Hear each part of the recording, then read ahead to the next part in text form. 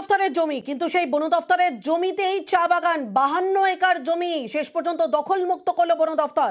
দেখতেই পাচ্ছেন বন দফতরের জমি, যেখানে সেই জমি দখল করে চা বাগান তৈরি করা হয়েছিল। 52 একর জমি, সেই জমি দখলমুক্ত হলো। কার্শিয়াং বন দফতরের টুকরিয়াঝাড় রেঞ্জের 52 একর জমি খড়িবাড়ি ব্লকের যত্র মৌজায়, সেখানে এই সরকারি জমি দখল করে চা বাগান তৈরি করা হয়েছিল, আর সেই চা বাগান দখলমুক্ত করা হলো। पटिशन डाला हुआ है। और अगर ये अपना यहाँ पे प्लांटेशन था 1934 से 1974 में जब रिज्यूम हुआ, उसके बाद से वो आरएस मैप में, अपना एलआर मैप में चेंज हुआ, लेकिन आरएस में ये पहाड़ घूमे के लैंड था। और ये काफ़ी 3-4-5 हज़ार यहाँ फैमिली है, वर्कर है, जिससे इन लोग का जीविका चलता है बगान से ही। तो और ये अगर 50 एकड़ से अपना 20 हेक्टेयर एरिया है, इससे तो कई फैमिली हम लोग का भूखा रहेगा।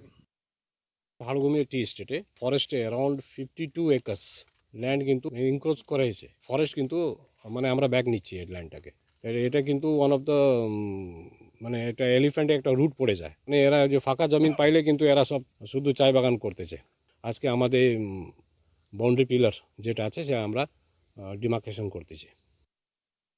রেঞ্জার সাহেব আমাকে খবর দেয় যে পাহাড়গুমা টি স্টেট আছে, সেখানে আমাদের 52 একর জমি ফরেস্টের জমি ওনারা দখল করে চা বাগান লেগেছেন। সেই জমিটাতে আমরা বাউন্ডারি খুঁটি পোতা হবে, কাজটা আমরা সম্পূর্ণ করছে। শিলিগুড়ি মহকুমা পরিষদে যে কোনো জায়গায় যদি সরকারি জমি কে বা কারা যদি দখল করে, আমরা সেই তৎক্ষণাৎ আমরা ব্যবস্থা নেব। এইভাবে আমাদের ল্যান্ড ব্যাংক তৈরি পদ্ধতি এগিয়ে চলবে।